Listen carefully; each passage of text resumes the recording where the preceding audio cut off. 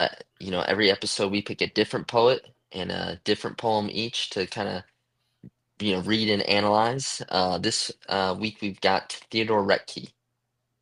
So what do you think reading him the past 2 weeks actually? I think Theodore Roethke. I really, I really appreciated his sense of rhythm.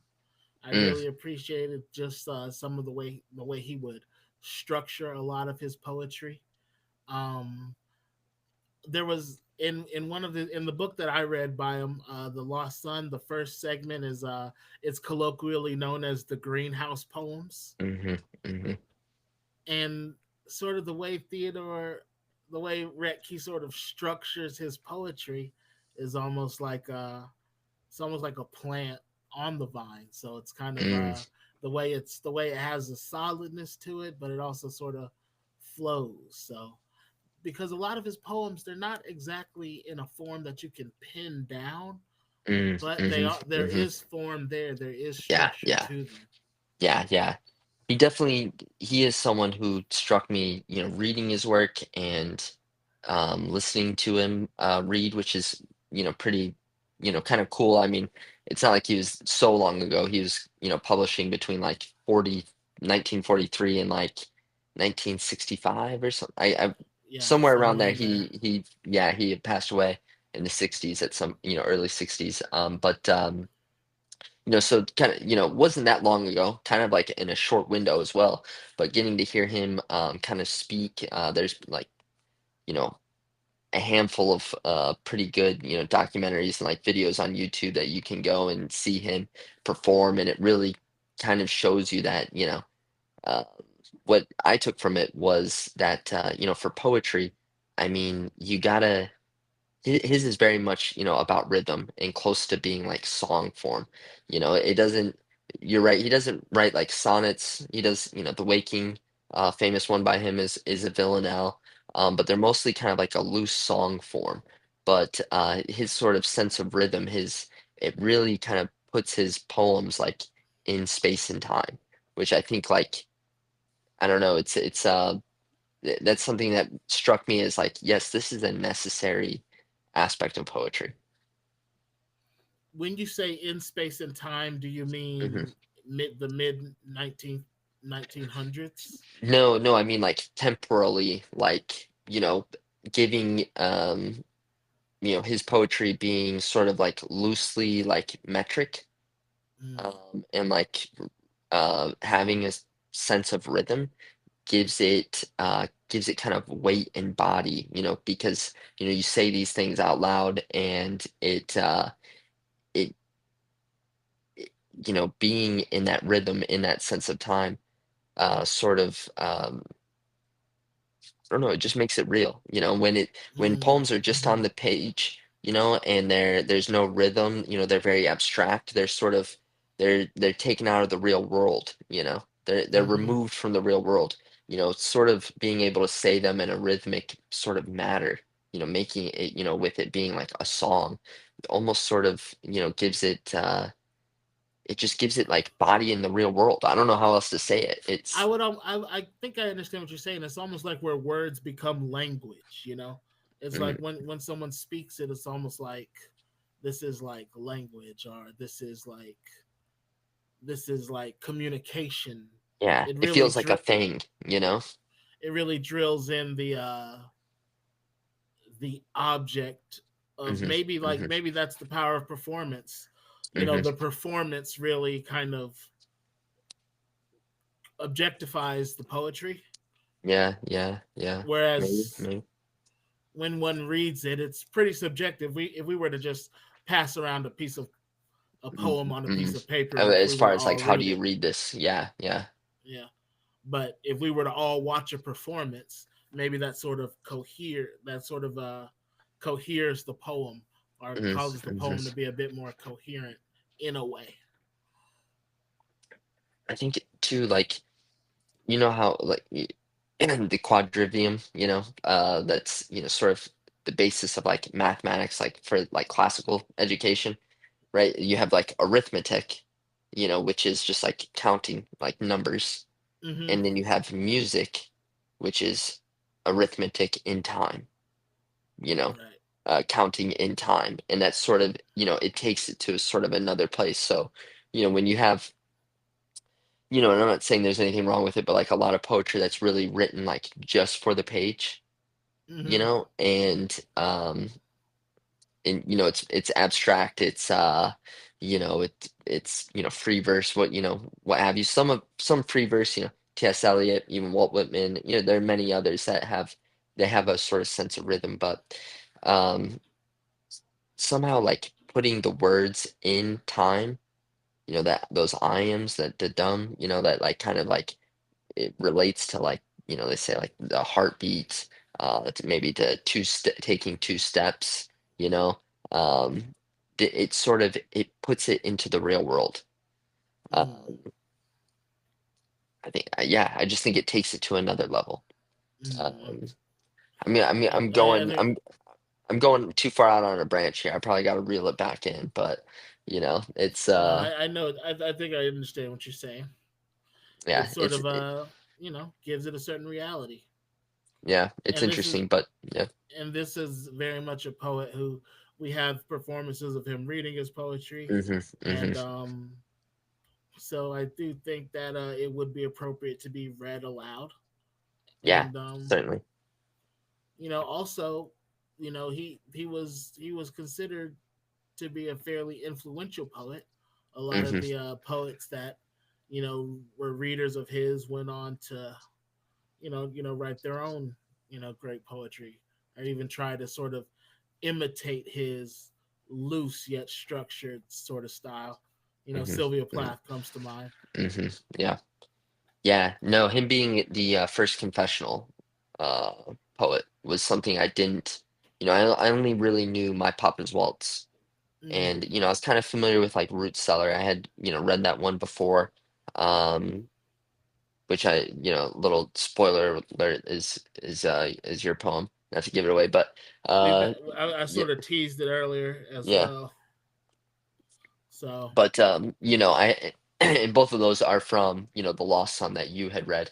But I didn't think of him, just from those as being like a confessional poet. And I wouldn't mm, have guessed that he was the first confessional poet. I might have, if you put, a gun to my head like 3 weeks ago, I might have said like, I don't know, Sylvia Plath. Like mm, I don't know as much about the confessional poets. I mean, I know, a few of them, of course, and we did Sylvia Plath, like, a couple months ago now, but I didn't expect that it was gonna be Theodore Roethke. I wouldn't have necessarily expected that either. I had read Root Cellar in school. I had read My Papa's Waltz in school. Both of them made an impact on me, and Hmm. I think I knew Retke wrote My Papa's Waltz, but it had been a while since I read Root Cellar. I actually sort of rediscovered the poem through reading The Lost Son, and just Hmm. are just as we've been reading Retke. Hmm. So Hmm. I do I do I've enjoyed his poetry throughout the years, and it is interesting to read a book of poetry by someone that influenced someone like Sylvia Plath, and you Hmm. can definitely see parallels in the, as you said, the confessional style, the imagery, the just just the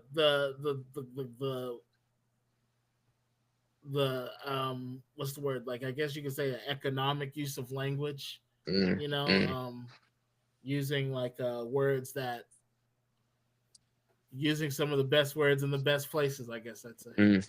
Hmm. Hmm.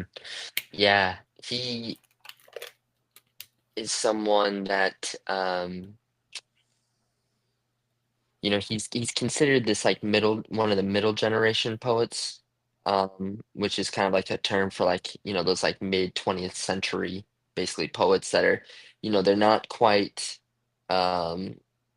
it's sort of modern. He's not like postmodern, but he's not necessarily like a modernist. He's not necessarily a romantic. It's kind of this like s- it's sort of formalist. It's sort of like this new formalism a little bit, but not quite. A strict adherent to like formal rules. Um, a lot of his work too has like like these images, like these like that he's just like stacking on top of one another, you know. So he kind of gets like, he can be very sort of, formalist, but then he can also get very kind of like abstract, and it's like a little, um, it's kind of, it throws you off balance a little bit, you know. Hmm. I, I I see what you mean. I definitely see what you mean. Um, you know, But beautiful imagery, but some beautiful yeah, poetry. the Lost Sons, that one's much more like, he's very it's much more focused on like the imagery. His use of language in the Lost Sons is like, they're the greenhouse poems. It might also be, like the most flowery. Right, right. I can definitely see that. Yeah. Yeah, very descriptive. Whereas, and uh, what I was gonna say was, I think he might, being one of the first confessional poets. I think he also might be like one of the first kind of well-known poets that I don't know if he spent any time in Europe. Did he like he may or he, Mm. I don't think he I don't really know that he studied did. in Europe. I know like a lot Right. of the Yeah, I don't other know that he did. poets that we've covered, they went to Europe to study and Hmm. Hmm. academically and even academically slash professionally, but Right, I think right. he might Yeah. be. I think he may be one that stayed around the states. Right, right. Yeah, I don't know if he would be the first, but he is one of the earlier ones, because many before him would have gone, Edgar Allan Poe, Henry Wadsworth Longfellow, even Frost, who's, Right. very American, but, went to England, spent some time there. So, um, that's interesting. He might be.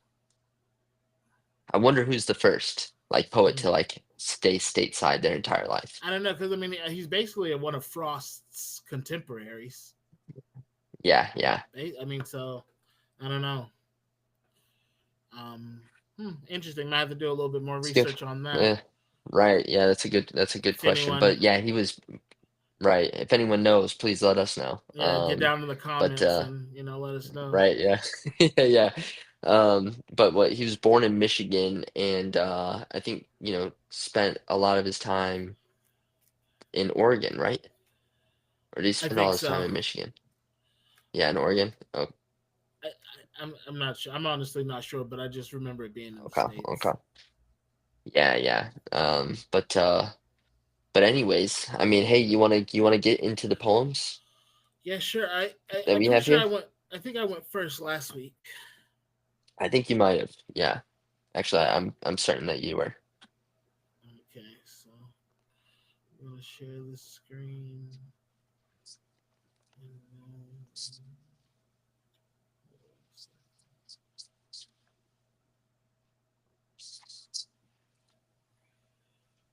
So, I chose this poem, Plaint, and it comes from um a little bit later book um called Words for the Wind, published in 1958. So, Plaint. Day after somber day, my neighbors strange. In hell there is no change. Where's my eternity of inward blessedness?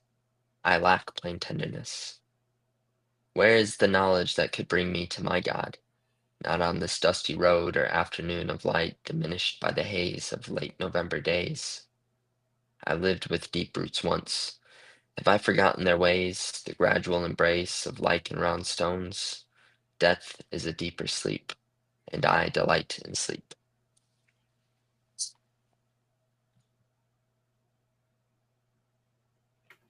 Yep, day after somber day, I think my neighbors strange. In hell there is no change. I think that is one way to start a conversation. It reminds me of the Villanelle. I think it's the Waking. Yeah, yeah, Sort of reminds me of that. Yeah. This would almost, it almost seems like, plaint. It almost seems like a complaint, Yes. you know, Hmm. like a lament, you Yeah. know. And that is a definition of plaint. Is lamentation. It's Hmm. also a word for a formal complaint for in British law. You think of the Okay. plaintiff, you know, Right. um, yeah, complaint. And so, yeah, that's, in many ways, that's what this is. This is a lamentation. Right. Um, you With know, the allusions to God and the sort of hmm hmm existential questions. yes, yeah, yeah. eh, Where's my eternity? Right, right. And something I enjoy about this, I mean, one, we have three stanzas here. Hmm. They're they're all sort of loosely related, In some ways, each stanza is a little almost like non sequitur. It's Mm, not um ABC story, Um, hmm. but they each one sort of rounds out the shape of more or less what we're talking about, right? And something else about each one, they're each, 6 lines, and each stanza can kind of be broken up into two. Each stanza has a different question in it and sort of a different answer. Mm, And these two things, there's sort of in this lamentation, remember uh, with Jeremiah, right? Uh, or no, yeah, Jeremiah is a Lamentations. Um, I'm gonna stop there. So, but each one, it sort of juxtaposes these two sort of things that they are perpendicular in a sense. So, day after somber day, I think my neighbor's strange. In hell there is no change, right? In hell there is no change. Hell, everything is steady. mm, Where is my eternity of inward blessedness? But in hell there is no change. Yet we desire, here the poet desires eternal inward blessedness. You mm. know? Like these two things, they're opposite of one another almost, in a way, It's Right. it's a bit hypocritical almost in a way. Where's my eternity of inward blessedness? I lack plain tenderness, right? Mm, Why, like plain tenderness with your neighbors, day after somber day, you know? Nothing new right. under the sun. I think my neighbor's strange. In hell there is no change. It's, I mean, it's almost, to me, it's almost like, sort of like the sameness of suburbia, mm, day in, mhm. day out. Yeah, yeah. Whereas this may as well be hell because, it's like a hamster on a wheel sort of thing. Mhm, mhm, mhm. And yet, though, we want this eternity of inward blessedness. We want to feel good all the time, and yet, with the humdrum of life, we get,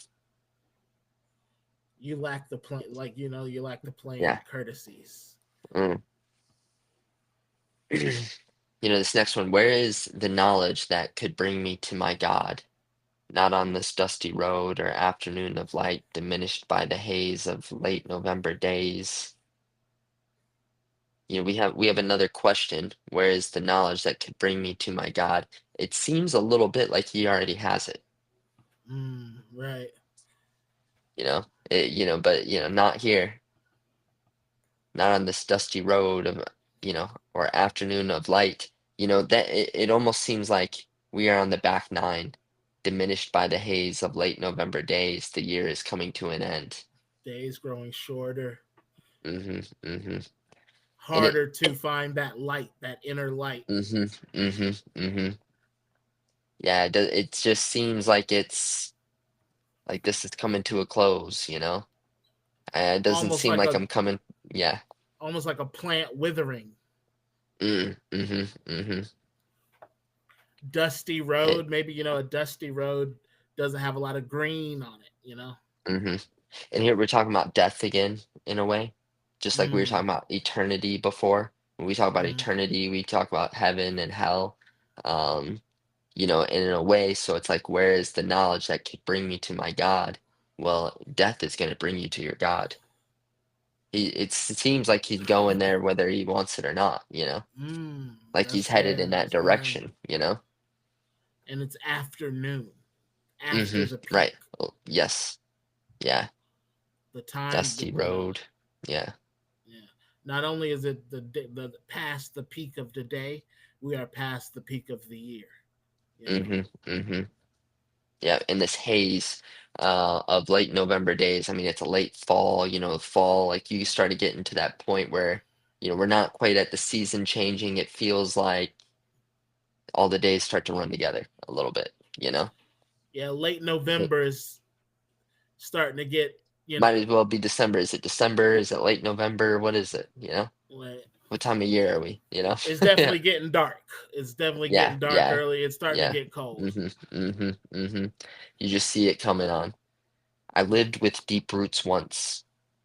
I don't know how many times I've felt this, where you come out of something and you're like, man, how did, Mm. something happens in your life, you look back like, wow, like, why, like, is it back? I seem to have something then. I lived with deep roots once. Have I forgotten their ways?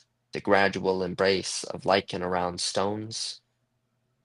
This, the gradual embrace. Have I forgotten their ways? You think of like roots. Um, they burrow their ways. Have I forgotten how to get to those deep places?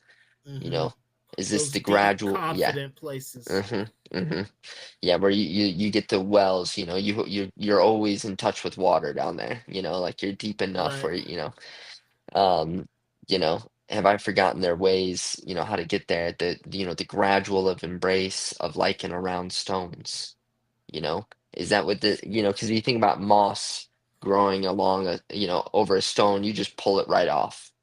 Hmm. You could step on it, you're just gonna pull it right out. Like, there's not, like that's like something you can't have deep roots. Moss doesn't have deep roots, not on a stone. No, it doesn't. But it does. But I imagine the roots creep like the moss or the lichen would creep on the stone. You know, the roots, those deep Yeah, roots, those deep roots might take a while to grow down that deep. well, yeah, also that gradual embrace, just that sort of gradual embrace, because that's like what moss does around stone. It just sort of gradually embraces and covers the stone, and it's Mm, sort of like day after day of that stone not moving, no right. inertia, in order for the moss to be able to grow over it. Um, and that's sort of, maybe that's what's happening to us, or maybe that is what's happened to us. Um, Mm, right. and then to end, death is a deeper sleep, and I delight in sleep. Has he been asleep as the stone with moss growing around him? And I delight in sleep. So, Yeah. right. Something about him is sort of, and lichen is sort of like, kind of like of dead things. Something about him hmm something about him has decayed. Something Yeah. about him has kind of withered away. It does not Yeah. have the deep, strong, hmm fertile roots hmm that hmm he that that are of life. Deep hmm hmm roots are of life. He has Yeah. those no longer.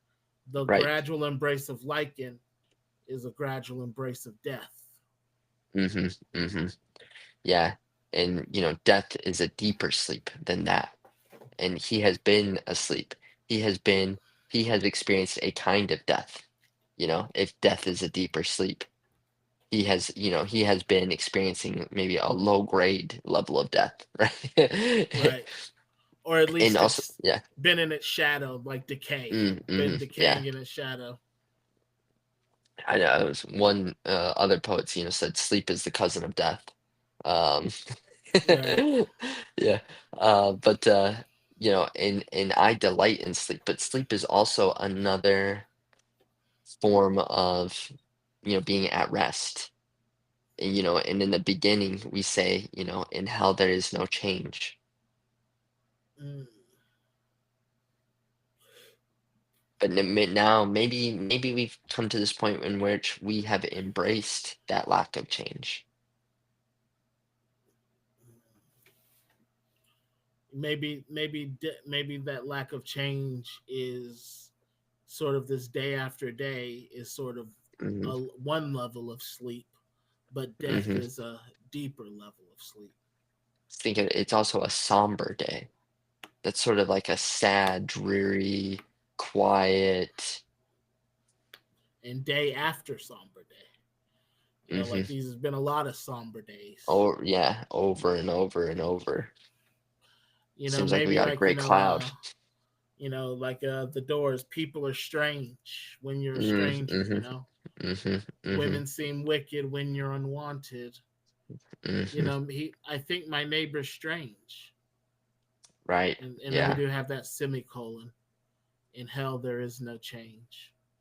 So those ideas are related. It's Mhm, almost like I mhm. wonder if the neighbors know they're in hell. Maybe the neighbors are just maybe the neighbors do have a certain plain tenderness that he is lacking. Yeah. Or even, he's lacking it because he cannot forgive them.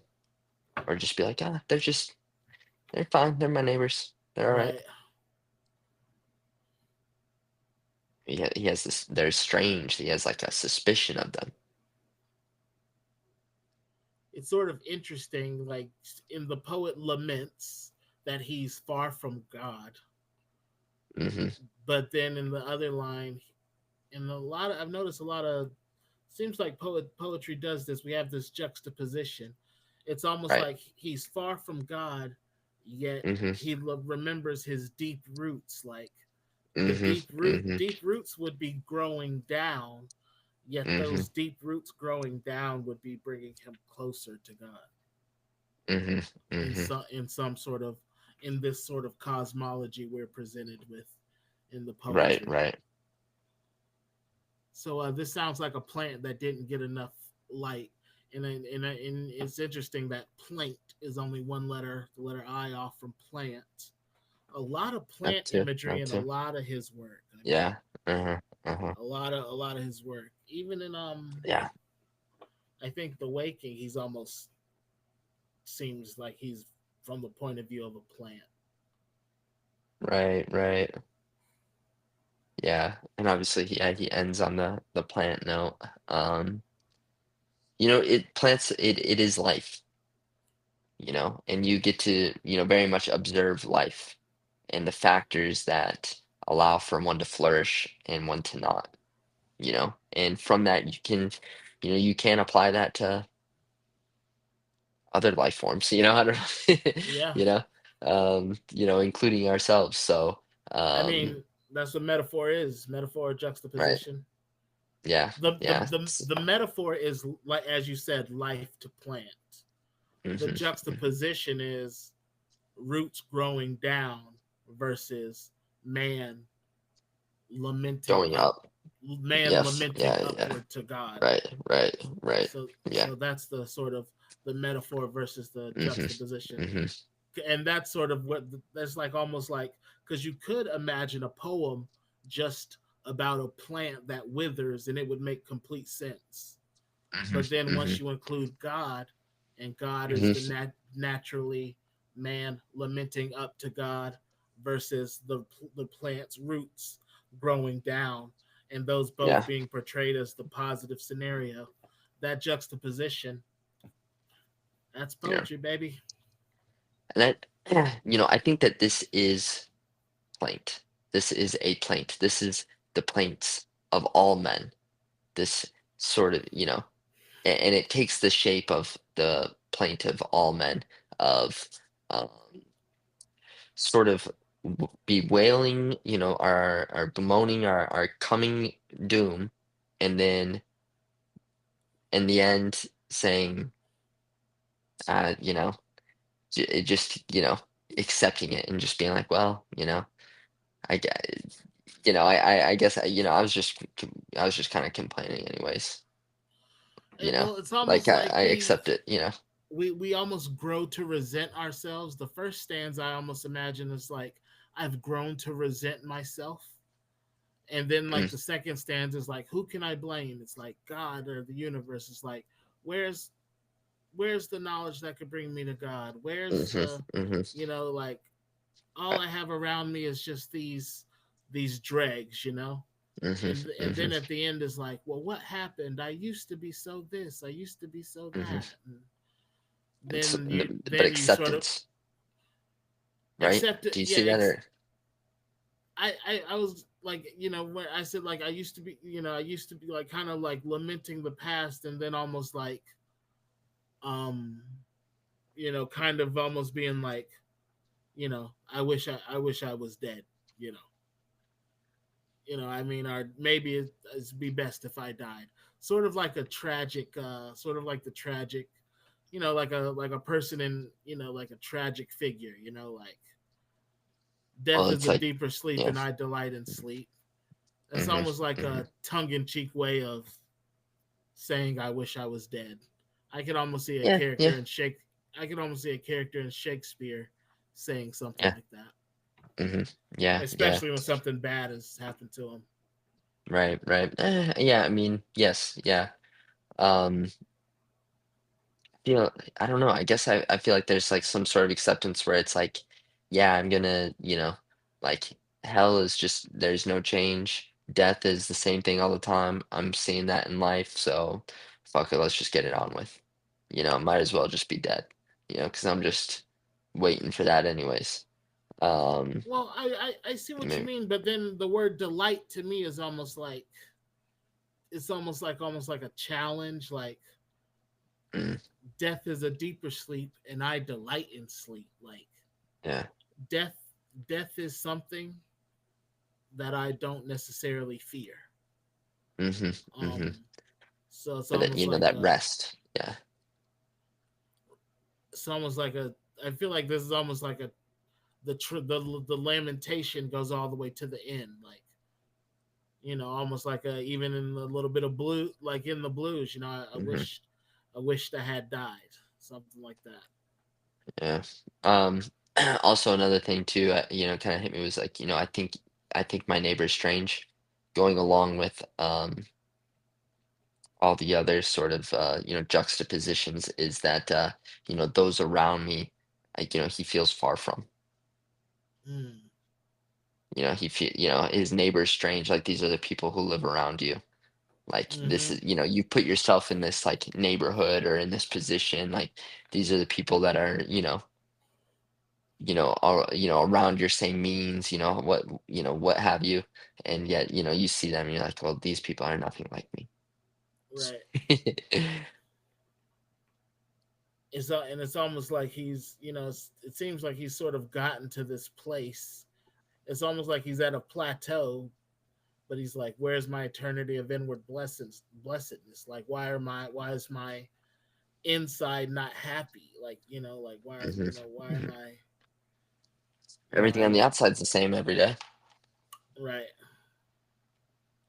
Why do I feel like something inside me is withering and dying?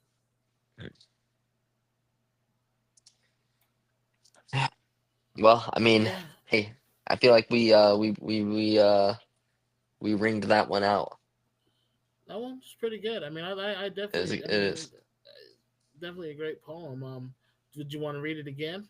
Give it one more time, I or was wondering about that because I was like, I read it so many times, but yeah, I'll give it because I another mean, it go has here. been like maybe like 20 minutes since you read it. Right, right. No, Just trust me, I know I'm running long. give it I know I'm some going run long.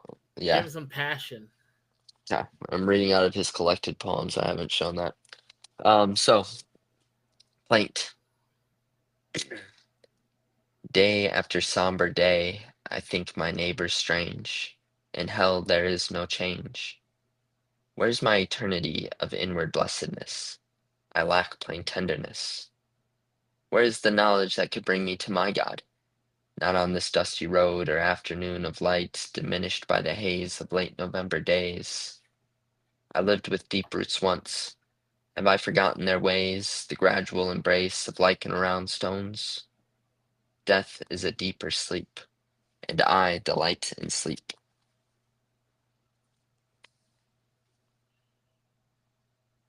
Cool, man. Cool. Plaint by Theodore Roethke. And as we've teased a bit earlier, the poem I'm going to do is one of his famous ones, Root Cellar. And this is a poem I remember reading it in school, and I remember liking it a lot. It actually helped. It actually helped inform a poem I wrote years ago about a girl that I like a girl that I wrote in a notebook and put her down in a basement. So, Mm, hmm. uh, Right. but this is Root Cellar by Theodore Roethke. We're gonna give it a go, and then we'll give a little bit of analysis.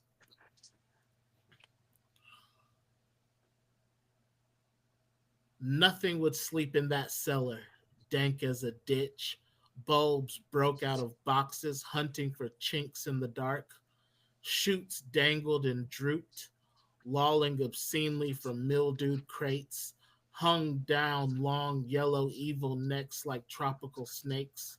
And what a congress of stinks! Roots ripe as old bait, pulpy stems, rank silo rich, leaf mold, manure, lime piled against slippery planks.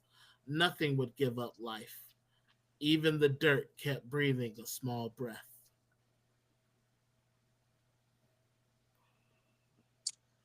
Yeah. Yeah, I mean that kind of highlight that one almost perfectly highlights what we were talking about earlier with the imagery and the just, The it's I don't want to rhythm, say yeah, the rhythm. Um, this one's kind of it bobs and weaves around, with the right? rhythm. And it also is I don't want to say flowery language, but it's like it's visceral. That's what I should say. It's visceral, Mm. this one. What I like about this poem is that we have several pieces of plants as characters, bulbs, we have shoots and um, roots and pulpy stems. But one interesting character that we have in this poem is nothing. And nothing is capitalized on the first line and the second to last line. So we have this root cellar characterized by stinking old plant matter, decay, rot. All of this decay, all of this rot has almost conjured up a spirit of that's can only be described as nothing. This spirit is alive in the root cellar, this absence, this decay. Nothing would sleep in that cellar. Yeah, Nothing would be in there. Nothing would give up life. Even the dirt kept breathing a small breath. So almost like the very absence of anything that's like animal, the fact that this place has been completely taken over by plant matter and rot and decay and sort of, I imagine, like fungus and mold and stinky old plant matter, like an old torn down shed. It almost has it conjures up this absence of life, this absence of of vitality. Here we hmm, have here hmm, we have here we are almost in the underworld of plants, where the plants represent death. They're for the ferociousness of the plants, the way they've taken over everything. Plants, as in your poem, a sign of life, have now been completely flipped in this weird space known as the root cellar into sigils of death, sigils hmm, of decay, and something hmm. horrible. Yeah, yeah, yeah. it is this underworld, because it's dark, it's dank, I almost imagine this like really just like strong smelling unfinished basement that is, maybe even a little humid down there because, there's there are mildewed crates, tropical snakes, uh, ripe, uh, rank, leaf mold manure, slippery planks. It's, Right. it's this, you know, it to me, this nothing also is like chaos, It Mm, is the matrix. This is almost like the womb. Uh yeah. I'm actually imagining like Shiva, a little bit. Mm, Like this like death, like you were saying, these plants representing death, but from them flowing life. And because nothing's giving up life, and it is almost like this sort of this chaos, this, from nothing, coming, something coming from nothing. And yeah, it's almost like this absence that these things are filling, in a way. right. It's almost 'Cause I it's don't know. Yeah. if the root cellar is the underworld, then all these plants are some sort of Lovecraftian nightmare, you know. Hmm. Hmm. Uh Yeah. That and almost demand life. like they almost demand sacrifice, they reach out like, they're it's almost like this is uh this is kind of reminds me of might be showing my age here, but if you any of you kids ever seen Jumanji, the old one, not the one with the Mm, Rock, mm, the one with hmm. Hmm. Robin Williams, there was a scene where there's like Right. these Right. vines are just like Hmm. these Hmm. writhing vines are like, they're going after the protagonists, so and this is Yeah. sort of what I imagine the crate. This is the plants, which Yeah. are 9 times out of 10, a Hmm. symbols of life. Have sort that's sort of been inverted here, and as you go down into the underworld, these sorts of things do begin to invert. It also, yeah, it also could be, you know, you could say, this is a, metaphor or image, for the soul. You take these things, you put them down in the dark, in the depths, and you try to put a crate of, uh, I don't know, of shoots and bulbs, down there, Mm, that you try to forget about, and they spring life, right. almost like Frankenstein's monster or something like that in a way.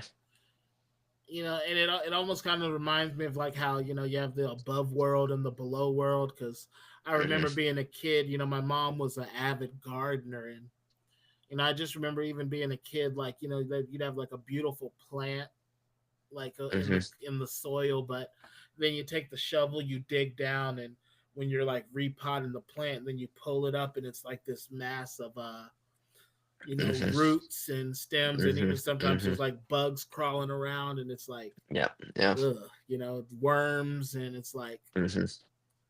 it's better. It's much more prettier. The above part is much more beautiful, much more Hmm. palatable. That beneath the dirt is you know, gross. Yeah. So in this poem Suits sort of dangled and embodied, drooped. right? Bulbs broke out Yeah. of boxes, Yeah. Yeah. hunting for chinks in the dark. Right. Dank as a ditch. Chinks in the dark. Yeah, think about that. Chinks in the dark. Like the dark is like some kind of armor. They're searching through the dark looking for a little piece of light that's Right. broken through. Roots ripe, rank, silo rich. The alliteration. Yeah. Leaf mold, lime pile, slippery planks. Nothing Yet would give that, up life. yeah, the way that language is almost kind of, it itself is like this jumbled, tangled, sort of mix of you don't even, kind of know what all these things sticking out and, um, you know, you think of these boxes with these, shoots and bulbs, popping out of them and, dripping and, roots ripe as old bait, yeah, pulpy stems rank, silo rich, right. yeah, it And I mean, needs that, and this is also a poet that almost has a toolbox. He has like we got a lot of plant imagery. We have a lot of death hmm and sleep. And if hmm we notice we have the first line and the second to last line, nothing would sleep, and then nothing would give up life. So Mhm, we have mhm, the same thing where in the other ones, I can't wait to sleep. I can't almost as if I mhm, can't wait mhm, to die. mhm, And this mhm, one, nothing would sleep, nothing would give up life. mhm, So we have a mhm, poet that almost has a bit of a toolbox. He mhm, mhm, uses the same images but approaches them, looks at them from different ways, mhm, and mhm. you know Yeah, keeps it and almost like a painter with a that likes a certain color palette. yeah, yeah, absolutely. I mean, he is, in this one again, he's, relating sleep and death, He is. and we saw that in the one previous, and I think these are published like 10 years apart. I don't know when the poems were written, exactly, but um, I think sometime apart from each other. So yeah, we still are plants. We're still talking about sleep and death.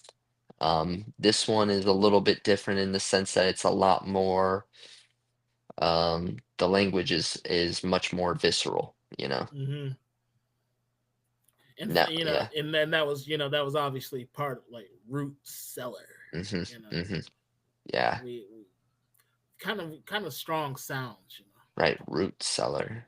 And if you just kind of squint at the poem, look how many L's you see. You see so many Mm-hmm. L's. Yeah. Yeah. Like so you see a lot of L's, a lot of D's, R's, a lot of L's, D's, and R's. I Oh, love that. it gives it kind of a I just love this, like, nothing would sleep in that cellar, dank as a ditch. Bulbs broke out of boxes, hunting for chinks in the dark. Suits dangled and drooped.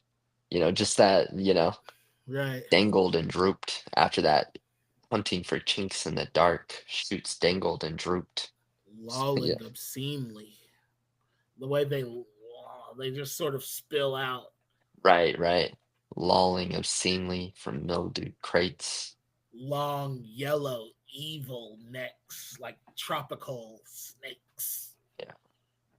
The way he It's kind like of, it's yeah. almost like a so to me this is almost like songs like a Disney Mm. villain's henchman would sing or It's something. a, it's like the Grinch, the Yeah, song, something like the that. Grinch song, Right. and what a Congress of stinks. And I think this is before that. This might be. Yeah, I think this might be the 40s. roots ripe as old bait. It is I can see. 48. Okay, yeah, 48. Yeah, so Yeah, I can just see him like kind of going back and forth as he reads it, like as he does that. right. Roots ripe as old bait, pulpy stems, rank, silo rich. You could almost have a hype man on this poem. Mm, Pulpy stems, rank. Two voices. Put some echo on it. You know what I mean? Yeah, pulpy stems, rank, silo rich. Rank, rank, rank, rank, rank. Different Leaf voice. mold manure line. But I imagine the character of nothing being almost like the king of the root cellar, like almost like how Idola named Night ruled Mm, over mhm, Dreamland and mhm, in the Edgar mhm. Allan Poe's Dreamland. I imagine nothing ruling over the root Yeah, cellar. but then if you have nothing as a noun, then this is it. Nothing would give up life. Mm, nothing would give up life. it's like a, Nothing. yeah, I guess like a pronoun, if it's like Yeah, yeah. the If it proper was name of something, if it's this thing, then you kind of have this new sentence that, they're like nothing would give up life, or nothing would give up life, when you kind right, of turn it into a character. right. Like I get it. Like yeah, like nothing would give up life. Like nothing would give its life up. But Yeah, or yeah, would just give up life. Yeah, would give up life. They could take it or leave it. I don't know. Uh, mm, but then I also imagine the stench and the root, like the everything, the whole scene as being like the body of nothing, if you will. hmm hmm But I can see that too, as if I can see what you mean as well. It's sort of the poem definitely has legs. You know, Yeah. Because you could say, nothing would sleep in that cellar, and also like nothing would sleep in that cellar. Like right, nothing also slept in the cellar. right, yeah, yeah, nothing, the thing, nothing hmm hmm was, yeah, Yeah. Nothing would sleep in that cellar. right. Ugh, no, nothing is like and remember the if you ever read out, there's a Walk It in My Pocket. What is it, like the jug under the rug or something. Mm, mm, mm. But I'll give it one more read, and Yeah. I'll try to do it justice. All right. Root cellar, Theodore Roethke. Nothing would sleep in that cellar, dank as a ditch. Bulbs broke out of boxes, hunting for chinks in the dark. Shoots dangled and drooped, lolling obscenely from mildewed crates, hung down long, yellow, evil necks like tropical snakes. And what a congress of stinks!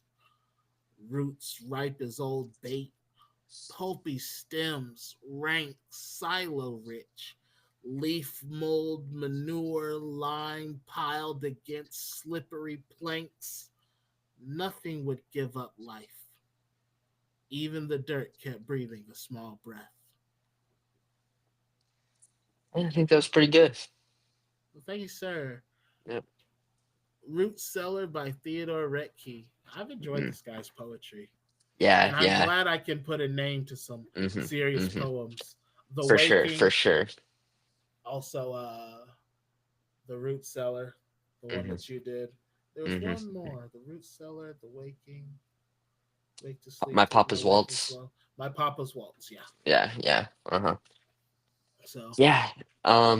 He definitely, I felt like I love doing William Blake. That was our most recent, check it out if you haven't. But he kind of revived me in a sense, and also Theodore Rettke kind of also, I don't know, excited me in a way. Just his sort of, kind of off kilter. I felt like there's something like kind of American about it. So it's like sort mm, of rhythmic, but not quite to the metronome.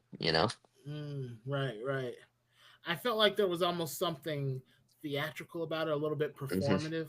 hmm I felt hmm like it was made to be kind of read aloud, and he did hmm read a lot of his out loud. He was also a hmm teacher. I think he hmm read a lot of poetry out loud in his Right. classes.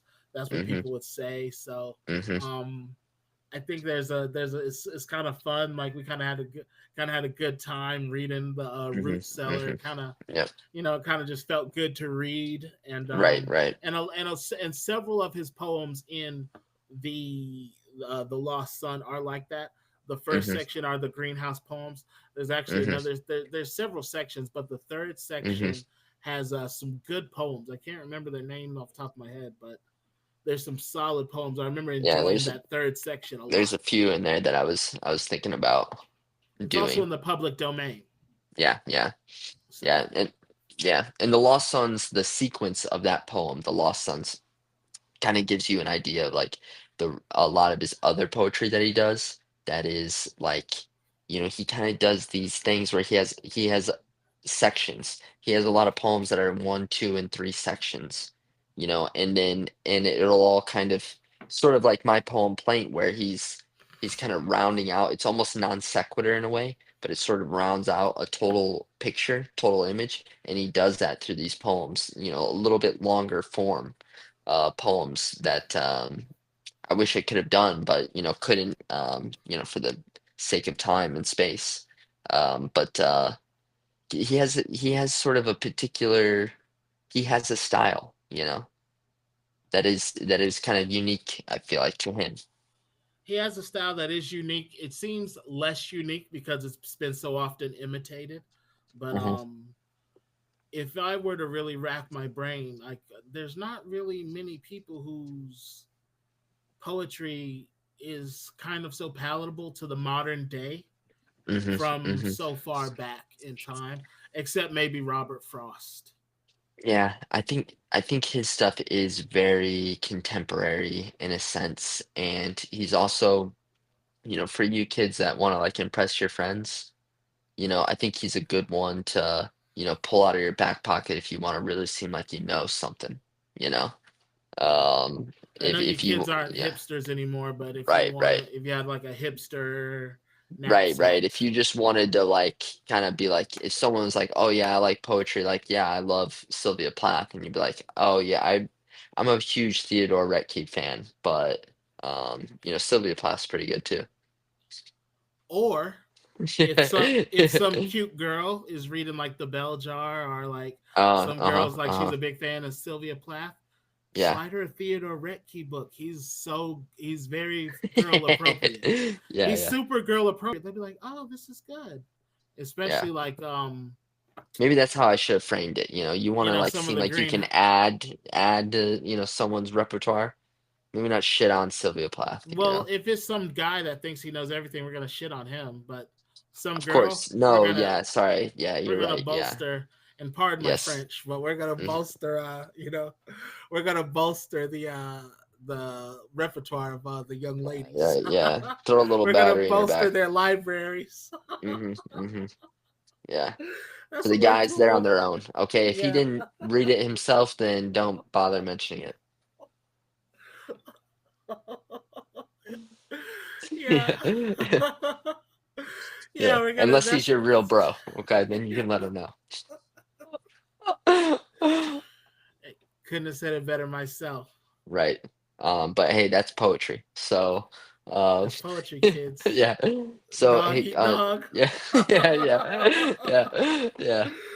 Uh, cool. So, hey, I mean, it was a good, Theodore Recky, put him on the shelf, read him, get a little deeper, read a book, go to the Lost Sons, that's widely considered. Don't just take it from us, but like one of like a triumph of American poetry in the 20th century. So, Especially uh, those greenhouse poems, so to speak. yeah, yep, yep. And hey, Louise Gluck, we did a few, months ago.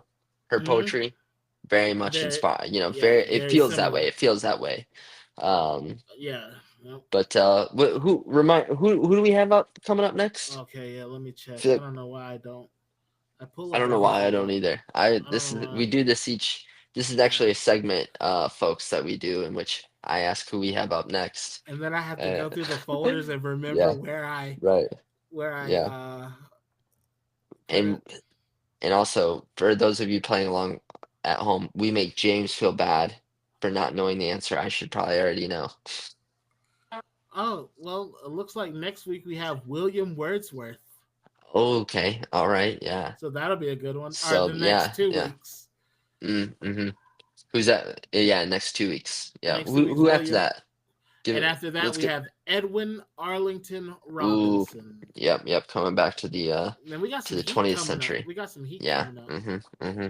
We definitely got So some hey, I heat. mean, you want to stay tuned for that, folks. And hey, if you have a poem or a poet you want to send us, or maybe even write yourself, send us some poems. You can email us at versetake@gmail.com, and that Correct. is that is where we will field your inquiries. And hey, we may just read it aloud. Yeah, if you Maybe give you, wish, yeah, give you a little critique ourselves, perhaps. Maybe a not a gentle critique, one. but not a critique, but We'll we'll share our talk about it. thoughts. Yeah, we'll talk about how much we like it. So, but hey, drop a like, comment, Share, subscribe, subscribe. right? Do that down below. But hey, we'll see you in 2 weeks. Keep us in your thoughts and prayers. Of course, that goes without. But I've been Yeah. James, And I've been Justin. and this is Verse Take. See, take care, everybody.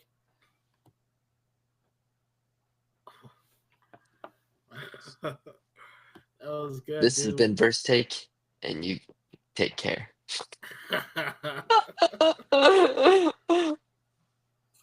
This has been Verse Take.